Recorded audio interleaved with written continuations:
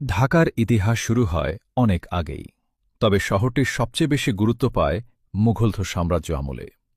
১৬০৮ সালে মুঘল সুবাদার ইসলাম খান চিশতি ঢাকাকে বাংলার রাজধানী ঘোষণা করেন এবং এর নাম দেন জাহাঙ্গীরনগর। তখন এখানে গড়ে ওঠে দুর্গ, মসজিদ, বাজার এবং প্রশাসনিক কেন্দ্র।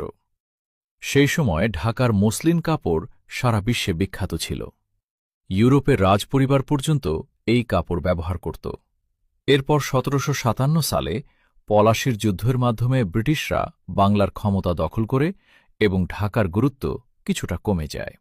কিন্তু পরবর্তীতে ব্রিটিশ আমলে আবার শিক্ষা ও বাণিজ্যের কেন্দ্র হিসেবে শহরটি উন্নতি লাভ করে। ১৯৪৭ সালে ভারত বিভাজনের পরে ঢাকা হয়ে যায় পূর্ব পাকিস্তানের রাজধানী। এরপর ভাষা ও অধিকার রক্ষার আন্দোলন শুরু হয়।